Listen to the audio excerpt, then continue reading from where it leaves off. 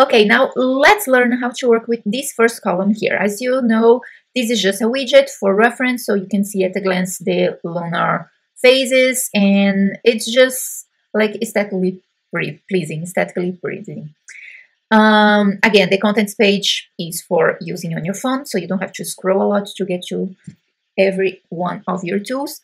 And this journey, let's go into the pages of this journey block. You have a magic wish list, which works in the following way. You have here a gallery of items, and I'm going to show you how this works, but the idea here is that you have these items or like an animal and a tool or a setup that you want to do on your craft, but you don't have time or it's not relevant for you right now, but you want to save it for the future, like the idea. You will have this list here. This is the gallery view, but we have the exact same thing in a table view, so it's easier for me to explain how it works. You have this check mark, so whenever you get like a new cauldron, for example, you can check it here and it disappears from your list and also from your gallery because you already got the thing. This is why we have this checkbox here, and it goes into the done list where you have all the things that you already got. So if I put the cauldron back, it means that I didn't get my cauldron yet. And I put some categories here, like you can have a general item that you just want to have maybe for decorative purposes or something like that. You can have a new tool that you want to acquire, a living thing like a new animal or something like that. And you can have a setup like a spell or a new altar or something that you want to actually do, some type of practice that you want to incorporate into your witchcraft. You can categorize as a setup here.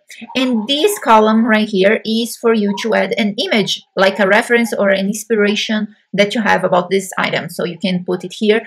And then this gallery may work as a kind of vision board to tell you what is the thing you want to get. So it can also work like a vision board of sorts for your wish list. Okay, so that's how the wish list works. And then we have the witch's journal. So you can put some journaling entries. And the idea is you can create new entries here. And once you go into the entry, you can write down here on the body of the entry whatever you want about that day or some type of shadow work you did. You can change the title here to say like shadow work about X, Y, or Z, or daily journaling or something like that. This date is automatic, so in the moment that you create your page, it's going to reflect here date and time, so you can have an accurate representation of how your journaling has been going. And the good thing about this one that I'm actually going to do now is we can create a new view, a calendar view, so you can see your entries in the calendar. Okay, so again, this is an automatic date, so you can't really move things around, but you can always add a new property with a custom date if you want. But I don't think that's relevant for this specific view, so you can have like a calendar view and go to any date that you want to go back and reflect back on. Okay, so this is our journaling template.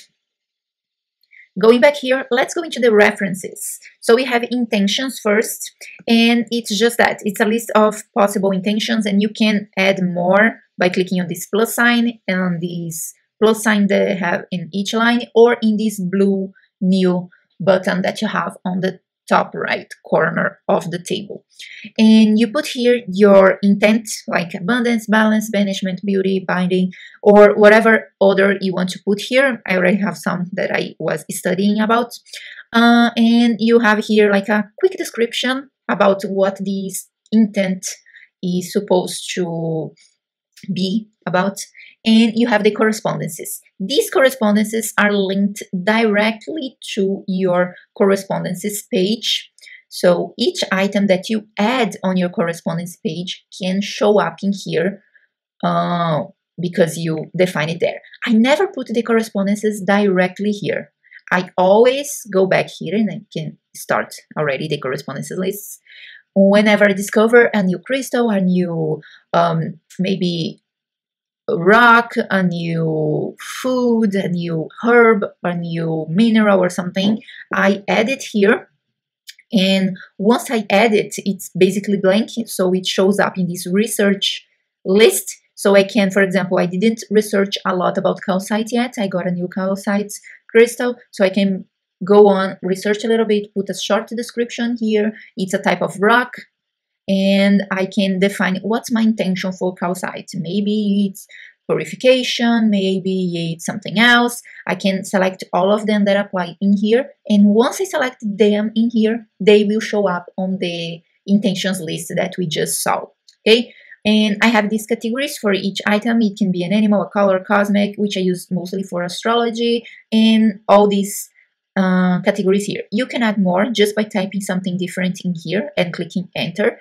You can modify the name of some of these. So for example, I separated metals from minerals because I like to think of them as separate type of items, but you can put them together if you want to, put everything into a mineral type of thing. So it's all up to you. You can just come here and edit the name and even the color. I put everything in the same color because I like it, the uniformity of it. I only put, as you can see in the ones I have already researched here, I only put a short description about this item. And if I want to research a little bit further and have more information and maybe paragraphs of research, which is good, I can open it here and I can just type on the body of the page whatever I want. And it's like to infinity, so you can do whatever you want, how much you want. And then you have all your correspondences here. I also have these warnings column. So for example, I may have one here. Yes, I have one here about essential oils that can be super strong and can damage and be harmful to your body internally and to your skin. So I have this warning here. And so if you are allergic to something, you can put in the warning section here. If that specific crystal cannot be mixed with water, or if you do it, it's going to be toxic, you can put it here as well. So yes, this is a good column for those things. And if you don't want to have this difference between what is already researched and what is here to be researched, you come into the data and you have everything together sorted by the alphabetical order of the item, okay? This research is only related to the intentions. Once I put any intentions in here, it automatically goes to the reference page, okay? Just keep that in mind. If you put the intentions and suddenly the thing disappear, is because it came up to the reference page. And these intentions, correspondences, and reading, we're going to see the reading now in a moment, they are all relating to these tools here. And once we get to them, you're going to understand how these references work in the tools. But even so, they are very useful as a reference for you to check later something that you researched and you may not remember fully at the moment. So let's go to the readings list. And in the readings list is just a sequence of readings that I was researching, and you can put more in here. Like for example, I was looking about run yoga. So I made this picture, I draw it like yoga poses for like bringing in intentions that are represented by these rooms. So I can look at the room, see what are the intentions related to each room, what are the correspondences for each room. And if I want to bring that thing, maybe it's abundance, maybe it's love, maybe something like that, I can do a run yoga with a combination of those specific rooms. Other are like the basic present, past, and future setup for, you can use it for tarot, you can also use it for runes, so I have it here. And one thing that I do is I link the tool that is related to it. So for example, I have the Witch's Wheel that I use for sigils, I have the casting lot that you can use for Witch's runes or Norse runes.